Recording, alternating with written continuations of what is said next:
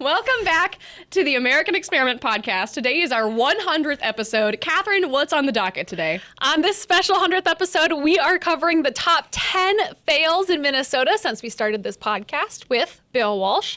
And on the back half, we have Jon Justice in studio to talk about today's big elections. Let's dive in.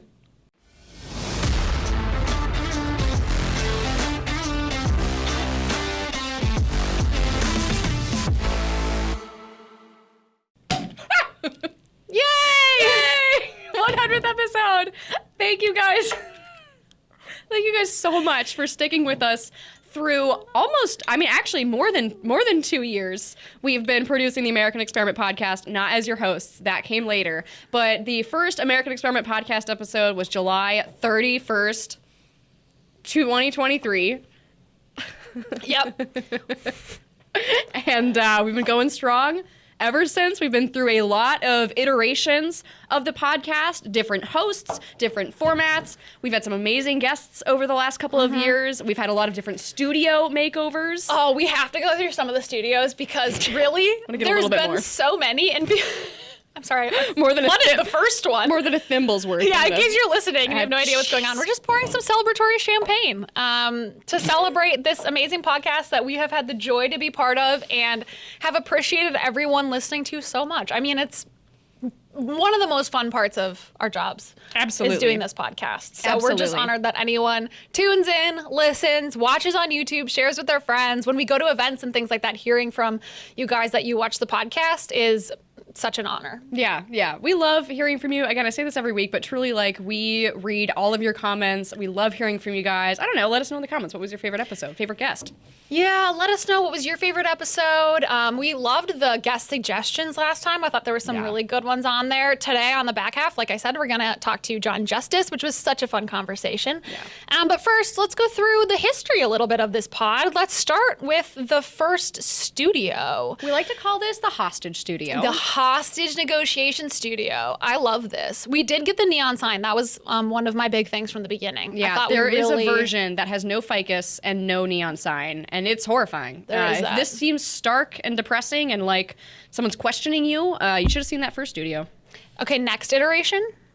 Okay, here we go. I got some press-on wallpaper, all right, for the background, and Jill, by hand, stuck it all on. Luckily, we're not too close here because there was just all kinds of seams and air bubbles. It was really ripping on her, calling her out. No, it was not her fault. It was so hard. I tried for a second and was like, this is impossible. I got it off Amazon from somewhere in China, and I was like, this is not easy. And she did a great job, but yeah, it was hard. All right, what's next? Oh wait, this is the true. This is the true. Really hostagey. Oh, this is post-fire. You know what this is? Yeah. We had to go back to a hostage set because our old office was burned down by an arsonist. Never caught him. Does that keep me up at night? A little bit. And we had to go back. We lost that beautiful studio. And so when we first moved in here, we threw the neon sign on the wall and same table to its credit, to the set's credit. I think that was right here. Yeah, but definitely more of a hostage situation again. All right, what do we got next, Isaac? Okay. The ficus returns, thank God, a fan favorite. The ficus is back. The ficus was we were always bringing that into, I don't know who I made go get this plant. It wasn't actually a ficus. I think it was a palm. But I think Jill went and got it. And because I was like, there needs to be greenery. I was really into this for a while. And then Bill Glahn, lovely of him, took this plant under his wing and it was in his office for a while because when it was in the studio, it was just dying. Of course, it got no light, no water, nothing. So he really rehabilitated the ficus/palm. So this was kind of, we were trying to upgrade the studio. And then now we have this beautiful studio. How far we've come. We've come quite far. So if you were with us back in the day one of the podcast, thank you so much. We really appreciate it. Cheers to that. Cheers. And we're hoping to make some, we're always thinking about improvements to the studio, to the podcast. We're hoping to have some pretty big upgrades coming soon in the next few weeks. Stay tuned for that. One upgrade we are rolling out today is the producer Isaac cam. Isaac, thrilled to have you with us. Thank you. Glad to be here. Glad to finally get my time on camera. No one says to me at our events, oh, it's nice to see you on the podcast. And yet he does possibly the most work for the podcast of anyone. So Isaac deserves his own camera. And sometimes we don't know what we're talking about, and you do, so. You'll see That's me back helpful. here like, Yeah, right. Especially on Sports Matters. Well, we probably should have teased this a little sooner. We are closing today's episode with a very special blooper reel put together by producer Isaac. Hours and hours of work went into this blooper reel. It encompasses so much of the show's history. So stick around for the end of that. That'll be at the very, very, very, very end of this episode. Yep. And it'll be kind of a chaotic note to end on, which I think is fun. This is kind of a chaotic note to open on, so... Exactly. It all fits. And, I will say, it took Isaac a little bit, but I think it took him a lot less time than he anticipated, because as he went through the footage of just the last couple podcasts, he was like, wow, I have an endless amount of bloopers. They mess up a lot. Yeah, exactly. Well, should we keep moving, and let's bring in Bill Walsh? How about that? Yeah, we're going to bring in Bill to go through our top 10 list of Minnesota's greatest fails. Since the podcast started back in July 2023. Let's bring Bill in. I'm going to try that snap thing you guys did a couple episodes again when I was gone. 3, 2, 1. Bill, thank you for joining us. I was just at my desk and now I'm here. That's crazy. Time travel. So glad to welcome you to the 100th episode. Hey, happy 100. Thank you. Thank you. Yeah. Bill, you've been a huge part of this podcast. It's only fair that you got to come on our biggest episode yet. Yes, Yeah. the creator of the Stop the Tape. We thought it was Champagne, only fair. Silly glasses. You got it all. That's what it's all about. That's why we do it. It's a party. Well, we're going to celebrate today by going through a top 10 list of Minnesota's greatest hits, greatest failures, really, greatest fails, since the podcast started in July in 2023. Our first clip, item on this list, comes in October 2023. You might remember a report coming out showing that Minnesota was in the top 10 states residents were fleeing from. That was October 2023. Do you guys think things have gotten better since then? Anecdotally, no. I mean, I talked to a guy on Sunday who loves our work, but said he's a resident of Naples, Florida, and he visits us when we go down there once a year to talk to all the expats that are in Naples, Florida, that used to be donors. Some still are donors to us, although their accountants tell them not to donate to Minnesota nonprofits because then the IRS thinks you live in Minnesota. And that's not true, just to be clear. Oh, is that not true? No, Okay. Well, that's I've not heard true. that. They cannot hold that against you legally. Well, that is a myth that is good, that works against us. It works It's a against very you in your pervasive myth. fundraising then. But this guy, basically Naples guy, loves our stuff. People leaving. The wrong people are leaving too. Yeah. And Ron DeSantis just recently tweeted about all of the Minnesotans he sees in Naples. So there It's you painful. go. It's painful. It is pretty sad. Number 2 on this list, a Minnesota senator was arrested while burglarizing her stepmother's home. That was in April 2024. A classic. Classic. I won't say who, but someone at our Halloween party last week dressed up as Senator Nicole Mitchell. I was going to say, I saw that the name tag said Nicole M. It took me a minute, but I get it. That was a good one. You're the burglar senator. It was pretty funny. Now convicted burglar senator. Who no still longer, continued to serve. Yeah, till the last minute possible. And on this day, the election for who is going to replace her in that seat is going to happen. Do you have any predictions, Bill, or no? Well, I think it's a Democrat leaning seat for sure, but I guess it's election day, so it won't impact the vote or anything. If you're living in a district, go vote. But the Maplewood precincts, even the Woodbury precincts, difficult for Republicans to win there. So I would expect a Democrat who's not a felon at the moment to replace the felon Democrat that voted for the entire 2023 off the cliff agenda, and because they held on to that power so they could pass that agenda, even though she had no business voting. She was dead to rights, caught, was going to be convicted, and was convicted. Fast forward to October 2024, we had the infamous Walz-Vance debate during the presidential election, when we got to watch our own governor just crash and burn on the national stage. That was amazing, wasn't it? It was definitely, I think, his low point of that whole vice president candidacy. And the number one takeaway for me is something that you've always talked about, Bill, which is that people in Minnesota, politicians in Minnesota, are not pushed on a regular basis by people in the media. They're not challenged in their ideas or in the things they say. And so when he finally was challenged and he was in a formal debate, he completely floundered because he wasn't used to it. Yeah, it's like a sports team that's never played anybody up to their level, and they don't perform well in the playoffs. But I was really surprised because he's got such an arrogance when he's in Minnesota and debating and talking to the press. and he lost it. He had none of that arrogance, which in a good way, not arrogance in a bad way, but a confidence, and he completely fell apart. I watched it. I was really shocked. It's like, what this guy I thought would do better in the debate, in kind of that I know best and I can double talk, and they'd have to fact check him later. But I didn't think he would fall apart the way he did. And the look on his face that you get on the screen, it's just deer in the headlights if you've ever seen it. It burned into my memory, that image. The other thing, part of that is Vance's preparation for that debate, and cool, calm. He was a lot. People were tuning in to watch him and see who he was all about. And he was so nice and calm and didn't attack, And so part of that debate was how well he did in that debate. Yeah. And there's that famous look when he's like, really? The Jim Halpert look. From The Office. Yes, thank you, producer Isaac. So he really was the winner there, but also Walls falling apart was amazing. And then the afterwards too, when I think his response was, well, I'm just a knucklehead sometimes, right? Yeah. So interesting how I feel like he could have rolled out of it better. Like he could have said, there's plenty of things he could have said to try and excuse his performance, and he just wasn't able to even quite do that correctly from a communications perspective. Then just a few months later, in January 2025, we had half of the Minnesota House refusing to show up to work for 23 days, while the balance of power was tipped away from their away from their favor, on screen, we've got that photo of the half-empty Minnesota House, something I will never forget living through, working at least adjacent to politics in Minnesota.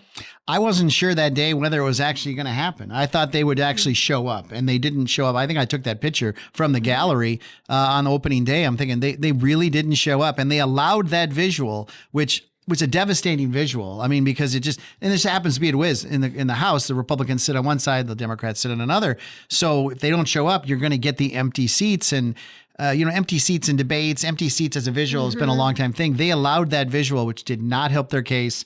And ultimately they caved and had to come back, kind of tail between their legs. Well, the other thing that happened along with this was that secret middle of the night swearing in, right? So some of us, I think what we thought was going to happen is they did this secret swearing in and then maybe show up. But this whole thing was just a debacle. And it was only because they didn't have the power that they wanted, which is just so crazy in retrospect to not win the seats you think you deserve. I'm sorry, the people voted. The people voted, and for you to say, no, we're not going to abide by the results of the people is absurd, especially coming from the side that claims that our democracy is in question now. Just a month after that, we got word that thanks to Minnesota's new K-12 standards, all third graders were going to be required to learn non-binary pronouns. So, that's great. Yeah, what do you want to say? I mean, this is the distraction of K-12 education in Minnesota. It's just, you can talk about the aspects of what they're teaching and whether it's right or wrong, but it's a distraction from math and reading and science and STEM and what people should be doing in those classrooms. All of this takes time away from that. And you're seeing, third grade reading scores drop to nothing because third graders are working on pronouns. And there's just only so much time in a classroom and in a kid's attention span during the day. And to waste it on this kind of stuff is what's causing our economic or our academic decline. Absolutely. Yeah, this will come full circle, I think, by the end of this countdown. But we also talk about this later with Jon Justice because one of the things we're seeing is people on the left in these school board races trying to claim that they're not putting politics into the classroom when in fact they clearly are. Look at something like this. They think this is non-political. Really? This is incredibly political. And it's something that I think the vast majority of parents in Minnesota don't want. Well, we've written about it many times. Kathryn Wigfall has written about the actual definition of ethnic studies in the law. Just go there if you don't believe what ethnic studies is all about in Minnesota. The law, the actual wording of the law is very political. Great transition right around this time. We were blowing up the clip of the main guy heading up the development of the K-12 ethnic studies was calling for the overthrow of the United States of America. Should we roll that clip? We're going to run the clip. All right. The first tenet of critical race theory is that the United States as constructed is irreversibly racist. It must be overthrown, right? You can't be a critical race theorist and be pro-US. All right, stop the tape. Can we say stop the tape? Were you going to say it? I was not going to say it. Well done. Brian Lazinski, Bilo, as we call him. As you call him. Oh, you kept saying Bilo. I was like, I don't know Brian what that Lazinski, means. that's his name. Okay. The architect of the ethnic studies law, the architect of ethnic studies standards. He's behind the scenes. He's on the committee.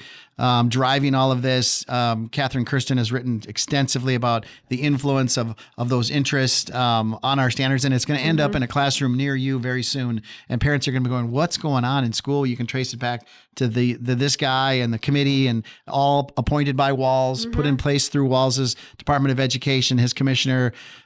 This is their vision. And like I said before, it's a waste of time away from math and reading, but it's also pretty divisive and pretty damaging to kids. And it's an important point when we talk about the elections happening today, where a lot of people will frame it as Walz is supporting the more moderate, air quotes, candidate in Fry. And, then there's a more further left candidate in Fateh. But look at what Walz has done. I don't think Walz has been a moderate in any sense of the word. And so that's really kind of a false framing when you look at what Walz has done as governor. Some of the things he's done are totally radical. Judge the record, not the rhetoric. And that's what we do here. Right around this time, we also had Minnesota's governor, Tim Walz, blaming the president of the United States for some reason for his own state's budget deficit. Again, just a couple years after we had an $18 billion surplus. But what's clear in this budget picture, and you just heard it, is that there is a storm at the federal level, and that storm is Donald Trump. That's the thing that's changed between November and today's numbers. I forgot to say stop the tape. I got so distracted watching that. Oh my gosh, what an amazing display of real accountability, on our governor's part.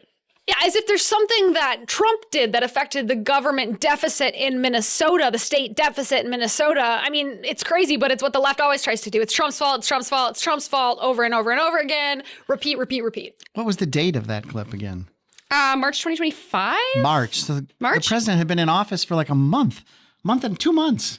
And he's to blame? Yeah. Wow. Yeah, that's March fast. 6th. It's incredible. Just a month later, we were throwing around the clip of Minnesota's attorney general caught on tape with some feeding our future fraudsters. We're not going to play that clip. It's a little long. It's a little meandering. But it blows my mind that there are still people in Minnesota who don't know that this happened. Mm-hmm. It was a classic quid pro quo. He meets with them. That's on tape. I need your help. We'll help you. I want to help you. Let's help you. 2 weeks later, a fundraiser where they all give him money. People in the meeting and outside the meeting give him money after he tells them he helps them. You've never seen it more black and white than that. Bill Glahn wrote all about it. Just a couple months after that, in July 2025, we learned that Minnesota's fraud total had reached over $1 billion. Let's roll this clip of acting U.S. Attorney for Minnesota, Joe Thompson. The level of fraud in these programs is staggering. Unfortunately, our system of trust but verify no longer works. These programs have been abused over and over to the point where the fraud has overtaken the legitimate services. Yeah, this is when he's talking about those HSS services, the housing and stabilization services, that whole program got shut down because it was so riddled with fraud. I think he says at one point it was almost completely fraud. There was hardly any legitimate activity going on with that program. Yeah, he's been very candid about the problem in Minnesota. And it's every time he speaks, it's very damning for those in charge, the Walz administration. And the difference between other states and what's going on here in Minnesota, that's another point he makes in this press conference, that it's unique what's happening here in Minnesota. We wrote about this in our Thinking Minnesota that just came out, which if you haven't gotten, you should go ahead and become a sustaining member of American Experiment. Donate $35 a year and you get 4 copies of Thinking Minnesota. We talk about how we are the most corrupt state in the nation, which is crazy. It's sad to think of Minnesota, the place I lived my whole life. We've lived our whole lives. It's like, man, that's tough that we have such poor leadership that we have become the most corrupt state in the nation. But thankfully, we have people like Joe Thompson in that role. He was willing to expose and go after the people who are really taking advantage of the kindness we see in Minnesota. Yeah, and he said in that press conference, the difference between Minnesota and other states is in Minnesota, fraud is the business model. Mm-hmm. They set up the businesses just to do fraud. In other states, they're doing business, they're helping people, they're serving people, and they skim a little here, skim a little there. But here, the whole thing is fraud. Yeah, they don't even try to hide it. Mm-hmm. And we're going to close out this list of the Minnesota's top 10 fails with third grade reading scores coming out in September 2025. They dropped for the 4th consecutive year, and now 50% of our kids can't read or do math at grade level. But good thing they're using, non-binary pronouns. Isn't our governor a teacher? Yeah, I thought he was the educator in chief. Someone told me That's pretty catchy. You should use that in his next campaign. He should. He's got the results to back it up. It's such a bummer, and it's just so indicative of what's going on in Minnesota. The focus is on all the wrong areas. Yeah. And I think people are finally figuring that out. And, today's an election day, maybe not a huge one for a lot of people. I think I'm just going to vote for, not raising my property taxes, and that's it. So I've got to really try and convince my husband, you got to go. There's one thing. You got to go out and vote. Look at what's on your ballot and, go out and vote, because our priorities are wrong right now. The people who are leading us have the wrong priorities and don't have our best interests in mind in most cases. Well, that was our list of Minnesota's top 10 fails since our little podcast started in July of 2023. That was kind of a downer. I don't know. Bill, can you give us any hope for the future? Give us a little ray of sunshine or something? Oh, there's always hope. I mean, the political cycles change, every few years. And so you got an election year next year. You have no idea what's going to happen. Good candidates are popping up everywhere. We don't do elections here, but we obviously are stuck with what's given us by the voters. But I'm always hopeful. It wasn't too long ago that the Senate and the House was run by the other party. And so you flip that back pretty easily, and maybe you win a statewide race. And then we're having a different podcast in the next 100. The 200th episode might look different than this one. We could have top 10 greatest Minnesota moments of the last 2 years. Wouldn't that be nice? That would be incredible. We absolutely should try and do that. But really, it's thank you to the people who listen to this podcast, listening to this podcast, supporting American Experiment, telling your friends about what's really going on in Minnesota, because that's one of the hurdles we have to overcome, I think, to really make the state better, is just that education of people of what's really going on. So many people still don't know, and that's what we work to do here. And we've made huge strides. Look at what's happened with fraud. A lot of it started with people like Bill Glahn just reporting on these issues and making people aware of them. And now look at where we're at on fraud. Finally, even Governor Walz is saying, okay, if I want to be competitive in this race, I have to talk about fraud and tackle fraud. So the narrative's changing. The narrative's changing, absolutely. And it's thanks to people that listen to this podcast and support American Experiment. Bill, thank you again for joining us. Cheers to 100. Cheers to 100 and 100 more. We will kick things over now to us talking with Jon Justice, our favorite conservative talk show host. American Experiment is supported by thousands of individuals like you. To join the movement, go to www.americanexperiment.org and click the yellow donate button. From all of us here, thank you. We are so happy to be joined now in studio by official friend of the pod, Jon Justice. Thank you for coming in, Jon. Thank you so much for inviting me. I've been looking forward to this day for a very long time. That's so nice. It was a long time coming, but we had to have a special episode to bring you on for, and this is our most celebratory episode to date. So it was only right that you came on and joined us. Yeah. Thank you for having me. 100, right? 100. That's incredible. As evidenced by, the glasses. Should I put them on? Can Yes, I try them celebrate on, now? Please. Okay. For our listening All right, audience, here we we go. have gorgeous handmade in China glasses that say 100 on them. Jon looks beautiful right now. I love it. No one's ever going to take me seriously ever again, are they? Can't. We're already off the rails. We're like 2 minutes in. There's actual news this week. I don't know if you paid attention. It is a big day. It's election day. We are actually recording this on Monday, but Tuesday, when this comes out, it'll be election day. And there's not a ton going on, but there are some important races. We have the Minneapolis mayoral race, which is getting the most attention, I would say. I don't know what's going on. Grace, you walk us through.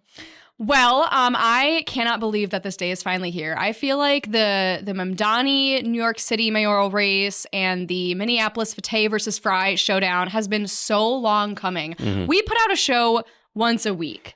And even then, I feel like I have spent so many hours of my life, like watching insane clips of the candidates and feeling the buildup and seeing the party infighting. It has been so fun. I'm a little sad that it's coming to an end. You do a show every single day. Do you feel like you have seen enough of these people to last a lifetime? These types of elections, when, because there's not as many as we typically have, right? So we're not in a presidential year. We're not into the midterms. I feel less so in races like this, but they're harder to decipher.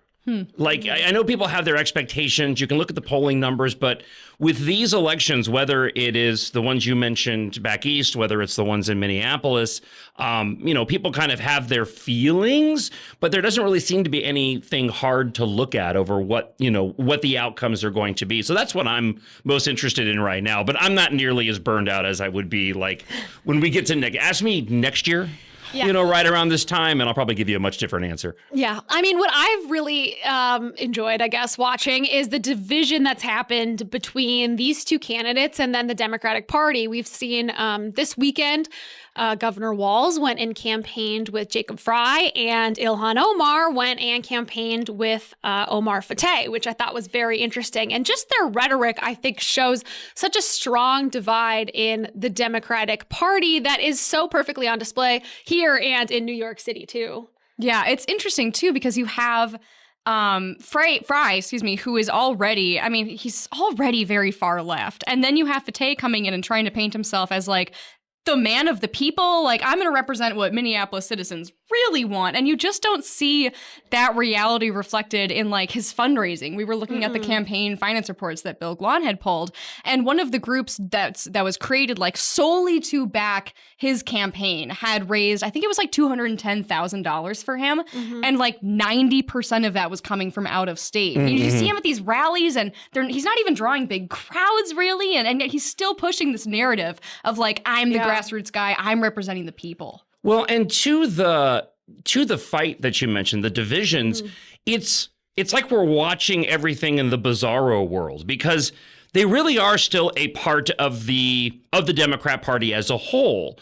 They're still agreeing on everything. The party has been taken over by the radicals. It's been taken over by the farther left ideologies of your Ilhan Omar. And yet, in this race between Fateh and the Minneapolis man, baby mayor, mom jeans, Jacob Fry, there's this sort of attempt to differentiate between the two. But, I think for those of us watching, we go, there's really not a lot of distance there. And yet within the party, it feels like there is. And I think a lot of it speaks to there is a general fear within the Democrat Party of a Fateh winning or a Mamdani winning, which is still interesting to me because you don't see the Democrat Party attempting to rebrand itself at all. You would think that they would if they are fearful of those farther left like Mamdani and Fateh, but still on the national level, they're not. So it's all, again, it goes back to sort of the confusion of these races and, trying to determine what the outcome is going to be. And I still don't know.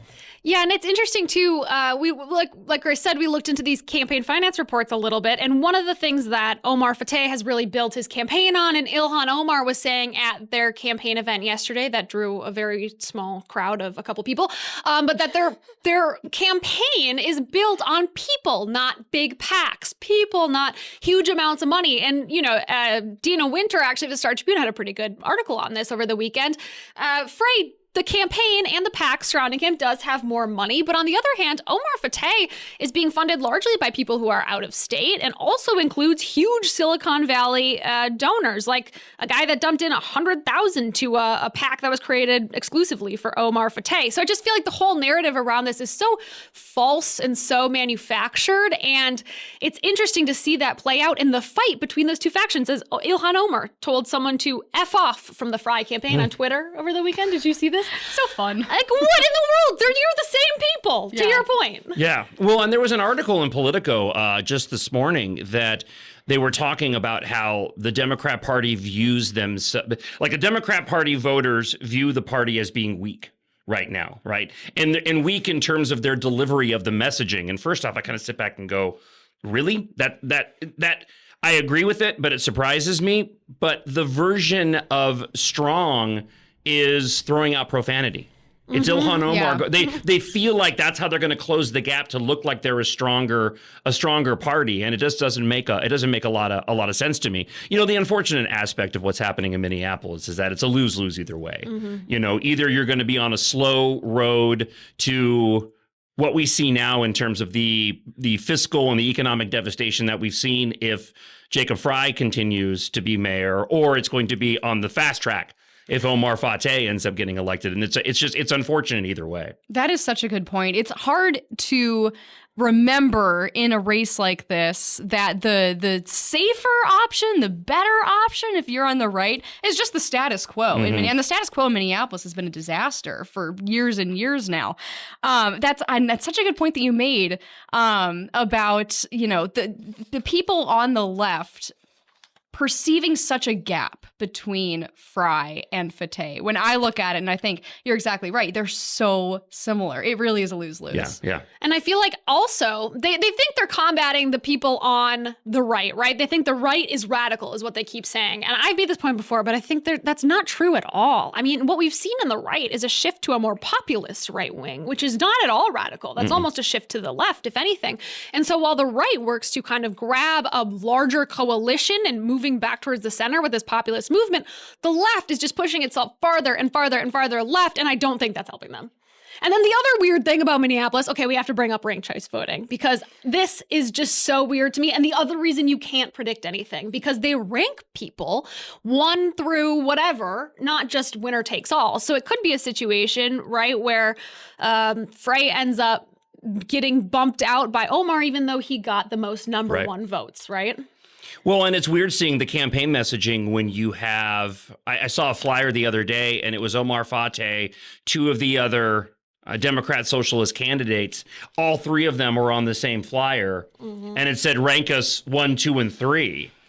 And you have the other candidates for mayor that are basically saying, yeah, rank us below the more popular guy, but rank us anyway. It's like, what are you guys even doing? Why are you here? The ranked choice voting is one of the biggest banes on election existence.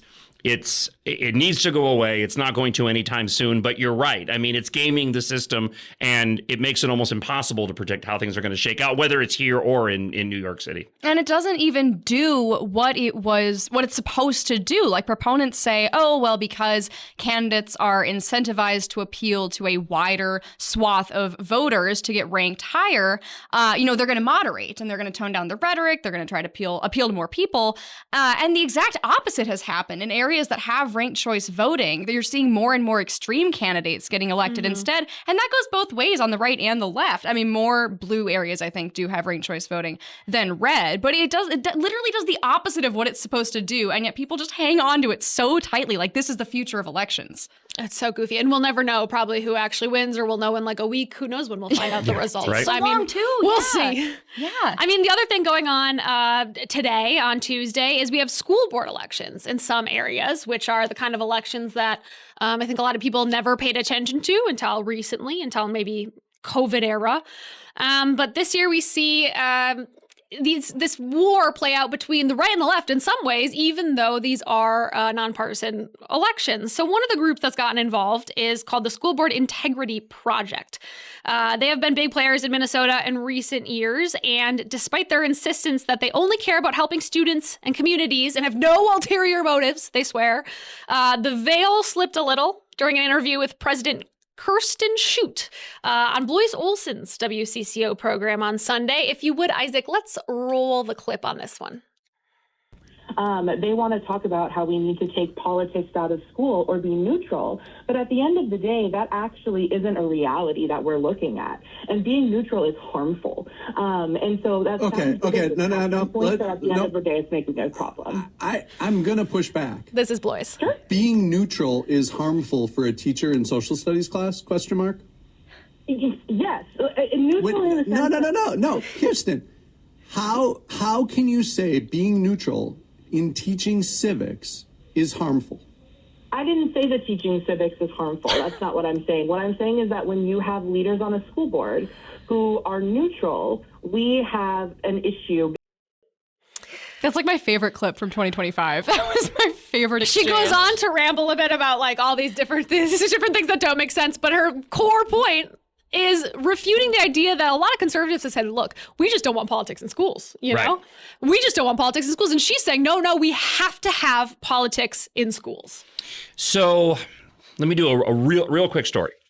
The first time I was introduced to critical race theory, ethnic studies, it goes back to 2008. I was doing a show in Tucson, Arizona, and they had an elective course, and it was ethnic studies. It was critical race theory. There was a teacher that was hired on to be an instructor.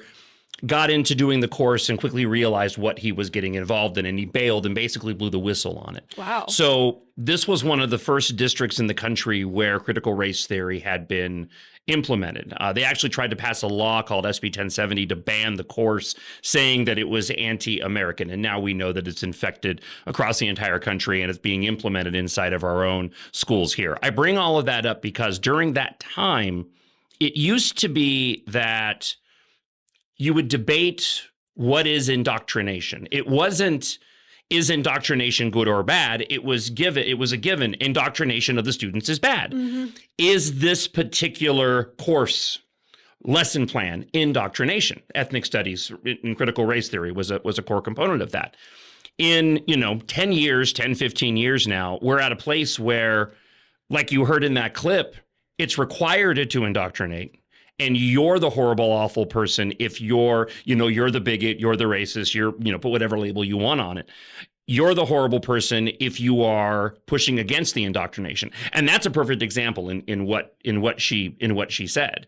So this is how far removed we are. And it's like that old adage of, can we put the toothpaste back into the container? I don't think we can at this point in time without rooting all of these things out of our school system. And it means going back to what you were talking about, these school board races. I mean, you want to talk about some of the most important races, at the local level. Sure, the Minneapolis mayoral race is incredibly important for the state and for the city. But at the local level and for future generations, it's these school board races that matter the most. And they are the most contentious.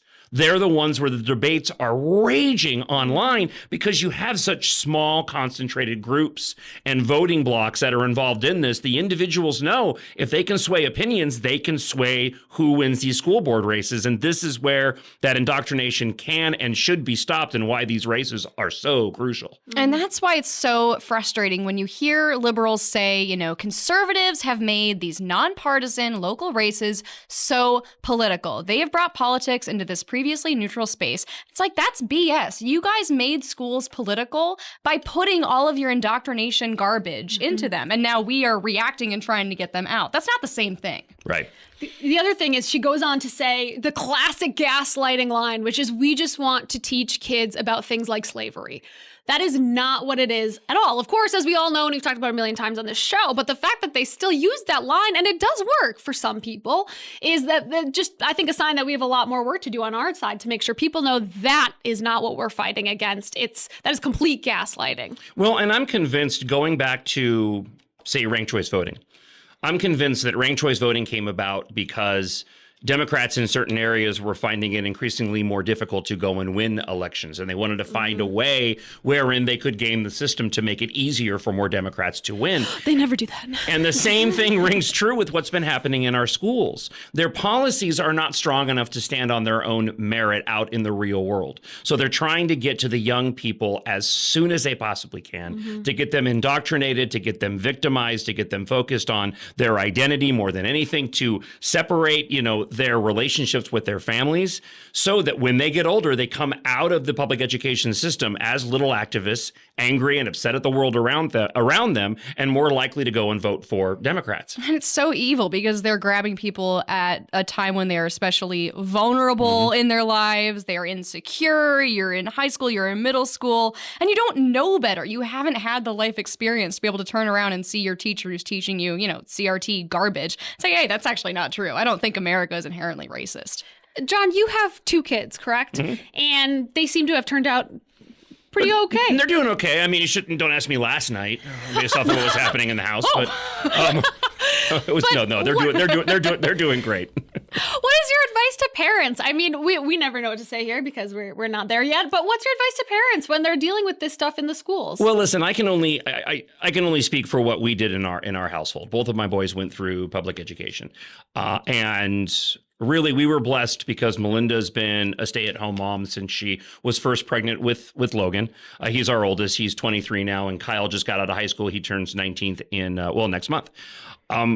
We just made sure that we stayed in touch with them and what was going on in school. We just made sure that we had those conversations. If you ever hear anything in the classroom that you question, come and ask us about it. We'll talk about it. It wasn't like we were going over every day after school and what did you learn today? And let me undo all of this. No, it was a matter of, because if you are raising your children, in my opinion, in a household with a good, strong, firm foundation baseline, those questions, when the kids feel like there's something off, they're going to pick up on that. They're going to be able, they're going to feel, okay, this is counter to what mom and dad has been teaching me at home, and maybe I should bring that, to their attention. So, I mean, it really just comes down to having a good, strong family unit with good values and, leave it up to the kids to come to you when they see things that are concerning. And of course, keep an eye on their friendship circles and who they're talking with. And if they begin to speak certain ways about certain issues, don't criticize them for it. I'm not going to treat them like a, fool with the show on the, on the radio for crying out loud. Just getting debated but, by your dad over the right. table. Yeah, I'm putting you in timeout. No, no, but you just engage them in a conversation. Let's talk more about that and being open. It really is just having good communication. Yeah, I remember the first time my antenna went up, sort of in a class in high school in 9th grade, when I never really questioned anything before then, but it was our civics class basically, and the teacher described the Tea Party movement as a radical anarchist movement, and I was like, wait, what? And I didn't know much about the Tea Party movement except my parents were kind of part of it, or that, what's anarchist? What does that really mean? So I brought that to my parents and said, is that right? And they were like, no, but here's what it is. And then it was an opportunity to understand better, the truth. Yeah. The other education-related issue that's getting decided on Election Day this year is there's a lot of school districts, I know St. Paul is one, that are going to taxpayers and asking for additional funding for the public education system. And this is, just a year or two after being, fully funded by the legislature, as everyone celebrated during the DFL trifecta. Given that Minnesota's, third grade reading and math scores are so abysmal. Half of kids can't read or do math at grade level. It's getting worse every year. It keeps declining. What do you make of this appeal for even more funds? They have to keep up. Well, one, the schools are never fully funded. The money's obviously not being allocated to the places where it's supposed to go, or else they wouldn't be requesting it. I don't have any doubt that the schools requesting that money are looking at their balance sheet going, we need to pay for A, B, C, and D. I do question what A, B, C, and D actually is. The quality of education is never going to change, regardless of how much money you throw at the problem, until there is just a fundamental overhaul in the way that we are teaching our kids and bringing back accountability when it comes to disciplining the students, getting rid of the DEI and making sure that the classroom is fostering a learning environment. Every time we bring up schools on the show, inevitably I get inundated with teachers or individuals who have children in schools, and they talk about just how out of control all the classrooms are. They just simply, the kids aren't even able to function or learn inside the classroom. I don't think there's any good, solid solution, but in terms of the money, to get back to what you actually asked me, they have to continue to ask for it because it's the only fallback they have, because they're never going to go and change the way that they're teaching the kids. So they have to find something to go and point at saying, well, we just need more money. We just need more money. If we had more money, then we can go and fix the problem. But, as you said, they fully funded it, a couple of years ago, and yet they're still requesting all these dollars. And it's a problem from the top going all the way down to the bottom in terms of how that money is being expended. Mm-hmm. Yeah, I think when you think about, education quality in Minnesota and how it's really declined, I think you can get really sad about the state of Minnesota in general and how the direction things are going. But next year, obviously a year from today, we're going to have a huge election. The governorship is up for election. What do you think about this, Jon? Is there a reason to be hopeful? It's way too early for predictions, obviously, but are you hopeful for the future of Minnesota? Well, I'm incredibly hopeful for the future of Minnesota. If we're looking at the governor's race, and I talked about this at length on the show this morning, but in my view right now, there needs to be a wholesale shift in mentality of how we're looking at these races right now. And there is no debating with Democrats. We know what Democrats stand for. We know what Governor Tim Walz stands for. So unfortunately, we're not going to really be talking about the issues very much. It really is going to come down to who is the candidate that is best suited to go and defeat Walz while he makes this historic run. And that may seem like a given every single time, but really this time, I don't think that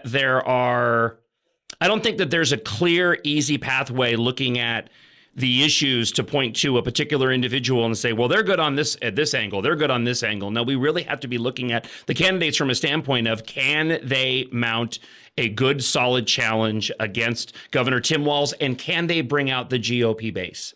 Because that's what has to happen. We have to get as many Republicans voting as possible, because Walz is absolutely vulnerable. And the Democrats have done such a good job of vilifying and demonizing Republicans.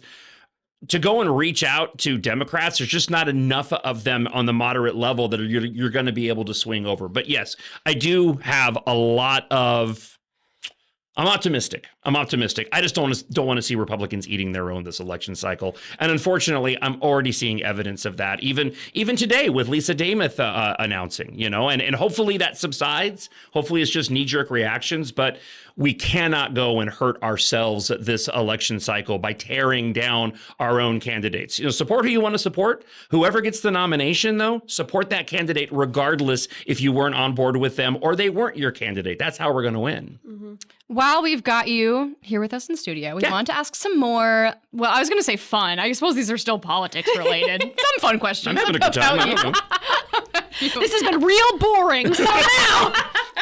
I hope not. I had a radio when I first started working in music radio. I was in Bakersfield, California, and there was a program director, really eager guy, and he showed up. He must not have had a lot of friends at the station because I was only working weekends, and he would show up to talk to me, and I was just a weekend overnight guy. But he showed up, and he had gone out and gotten, we call them actualities. He went and spoke to people on the street. This was like a hot AC station, right? He's like, listen to what I got, and he got this clip from this woman who was so excited to talk about the station, right? And he was so jazzed, and so the quote from the listener was, I really like listening to Alice 107. It's not too boring. I was like, wait, it's not too boring? It was like, so it's just at the bar? It's just a little boring. It's not too boring. It's not too boring. It crossed my threshold of too boring. Yeah. Like this conversation I just had wasn't too boring in terms of my little story You're that I told. fascinating to talk to. No, but I mean, that's a good place to start because was a you've good had a career in radio for the most part, not politics, right? So talk a little bit about your career and how you eventually ended up in the political side of talk radio. Well, I started off, it was funny because I was a public real estate auctioneer in Los Angeles and Orange County. Is that how you got the voice? No, like the radio voice? No, I think that really just developed over the years. It's so funny when people tell me that I have a radio voice because I never considered that I had a radio voice. But I would drive some 250 to 300 miles a day around Southern California. I would post foreclosure notices on houses. Excuse me. I'm not used to talking this late in the afternoon, so please forgive me. That's on us. I would post foreclosure notices on houses, and I would conduct these public real estate auctioneers. I was listening to talk radio at the time because I loved music, but I found myself just getting bored listening to music over and over again. So I kind of spent a number of years listening to Rush Limbaugh. So I heard an advertisement for the Academy of Radio Broadcasting, and I got into radio on the music side because I loved music. Not realizing that really I had weaned myself on radio through Rush Limbaugh, even though when I was younger, I'd been listening to rock radio. So when I got into rock radio, I spent the first 9 years of my now going on 30 years in music and morning shows and afternoon shows.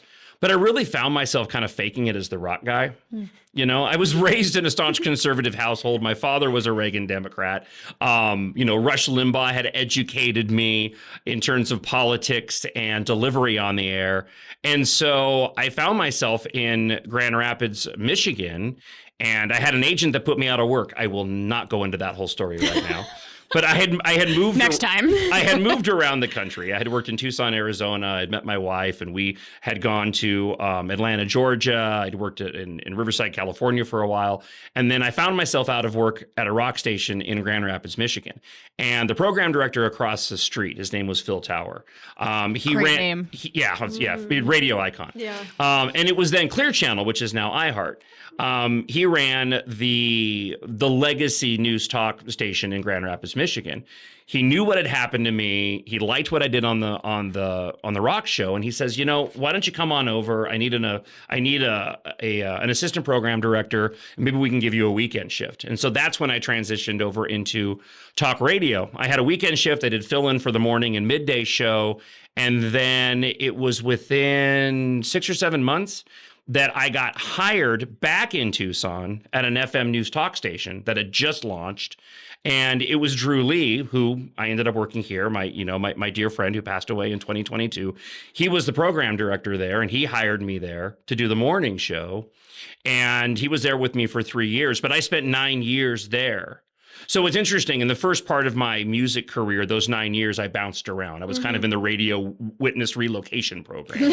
I went to so many different stations. And yet, when I finally transitioned over into news talk, I was really blessed because I had the short stint at Grand Rapids at WOOD, and then it was 9 years at KQTH in Tucson. And now I just passed 9 years here in Minnesota. So that's the short, long version of it. So, and I really, my show's a little different than I think most conservative news talk shows. I mean, you guys are there on Fridays, and you're a great addition, and I appreciate when you guys come in every Friday. But a lot of that comes from my music background of doing, morning and afternoon rock shows. That sort of entertainment, sarcastic element, that's where that stems from.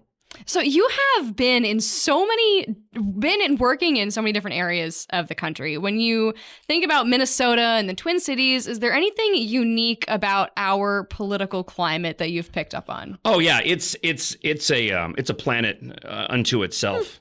It's very, very different. I do wonder. And I've used this joke a lot of times, and if you're just now becoming familiar with me, this is the first time you've heard it. But when I was in Tucson at the time for a number of years, like all of the crazy left-wing stories were coming out of San Francisco. And I used to always sort of ponder on the air, I wonder what it's like to do radio in San Francisco, sort of a bastion of liberalism. And now I know. But what's interesting here is that you do have like the furthest and the farthest left in terms of Democrats in the DFL here in Minnesota, and yet we still are a very purple state. In the way the dynamics play out. And I'm sure that it's like this in other parts of the country, not places where I have worked. Tucson, Arizona was definitely the bluest part of Arizona, but it didn't even have that conservative element that Minnesota, has. I mean, even now you could have maybe looked at Phoenix and Northern Arizona as being a lot more red when I was there, but it's not anymore. So we really are unique wherein you have the majority of people that really are conservative and do have deeply rooted conservative, godly values. And yet the Democrats, they have those concentrated blue areas that they're able to go and sort of keep, hold on tight to the control that they've had. And hopefully we can do something about that heading into, maybe with some school board races this year, right? Yeah. And heading into next year's election. Well, and you also have an interesting perspective from your job. I think that's a great analysis. And I think more than most people, because you get talkbacks, you get a lot of feedback from people. And it's always interesting to hear what people, call in and listen. We just talk into the void here sometimes, but you actually get feedback. How have you seen that feedback change in the years that you've been doing radio? Well, it's unique. It is every single state I've worked, the audience is different. They have a different, people really are different depending on where you are in the country. And I'll be honest, even in the 9 years that I've been doing this show here, I still really haven't become accustomed to even the conservative talkbacks that I get. It makes me laugh, and I probably shouldn't say this, but I'm going to anyway. It makes me laugh when people will go like, good show today so far. It's like they're waiting for the other shoe to drop. It's that Minnesota nice that I'm still like after 9 years becoming accustomed to. Backhanded nice. Yeah, it really is. Good job today. Well, it's like, you're not too boring. I guess right. I'm not too boring. I guess I'll come back again tomorrow. But what the other thing that I find really interesting is that I can usually tell when I'm hitting the mark, like in my opinion, like I'm landing on a really good point, because that's when I get the most feedback from what I call the foes of the show, those that listen on a daily basis, but don't like what I have to say, as opposed to friends of the show that listen because they, genuinely like me, even though they may not agree with everything that I have to say. Usually you'll hear more from those foes of the show. And when I do, I know that, okay, I must have made a really good point right there because they're feeling the need to call and leave a talk back and push back on me. And that makes me really happy. But even then, it's the foes have taken a really bizarre turn over the course of the past few years. I'd say about 5 years ago, there was a lot more clarity and a desire to actually have to engage and push back with valid, cogent arguments. And I just don't get that anymore. I mean, you guys have seen it when you come in on Friday and the talkbacks that I don't play that I just share during the commercial breaks. It really has gone to the total irrational when it comes to the pushback of those responses. And it's a really big bummer because I like to have those, those debates. It makes us better. If they're quality. Yeah, absolutely. But, going full circle, that again, I think goes back to this upcoming election and just how irrational Democrats have gotten and how you just can't really have a debate with them anymore, which again, it goes back to making sure the conservatives get every single person that's capable of voting out to vote to make sure that we can close that gap over those small percentage of Republican voters that don't show up, that can turn the tide of the election. I mean, the last election, the Senate was decided by ultimately like 421 votes. I mean, it's just that is overcomable. Yeah. You can definitely go and make a difference. We just can't go and eat our own. And I know it sounds weird to say, but kind of to what you were just saying a moment ago, I hope we can get back to some good debate. I hope we can get it back to a place where we can debate the issues. We are always going to be a divided country. There is always going to be a swapping of power, but we need to get back to a place where at least we can have a rational conversation. And right now it just feels like we can't. Yeah. Well, Jon, thank you so much for being such a staunch supporter of our little podcast here. Well, thank you for having me. This is fun. Yeah, thank you for all your support. Really, so many of you found us through Jon Justice, and we're so honored to have you here. And I love your glasses. Yeah. You just come back anytime with those. Only with the glasses, though. So when do you guys do like the screen grab? Like when you do like for the Yes, at the end. We'll stop it and then we make everyone pose. Okay? So we'll do that after. Bill loves it. That's his favorite So don't part. do it now. So don't. This is great audio, I'm sure. Gotta tune in and see the great faces. I have my palms up and I've got a big smile on my face. I'm sorry. I just completely derailed the whole thing right at the end. That's kind of what this show is. I don't know. Thank you again. Thank you for Jon. having me. It's been great. Thank you for having me. It's been great being here.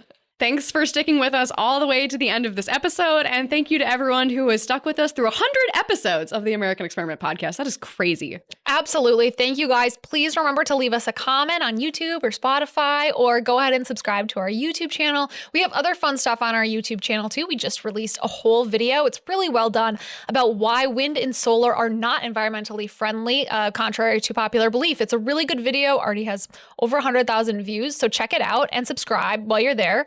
To keep up with our podcast. And if you want to see more of Jon Justice, make sure you tune into Twin Cities News Talk, AM 1130, FM 103.5 to the Jon Justice Show. You can also find it on the iHeartRadio app. Thank you again to Jon for joining us. And we're off and on Fridays, usually switching off. So Fridays in particular, check them out.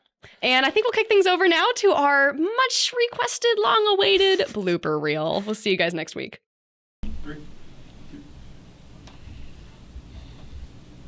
Who's starting? Me? Kathryn, I thought you were starting. Did you just say that?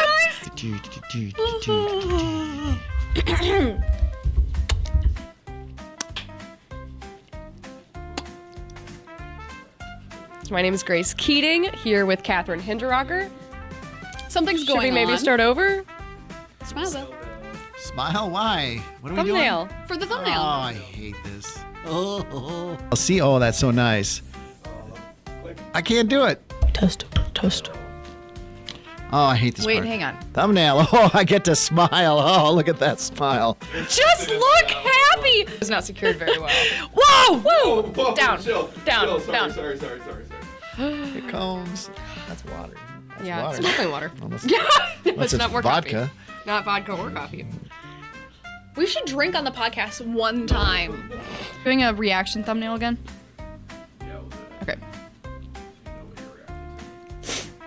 Sorry. There's a lot of strife in my house because I'm always like, like gross.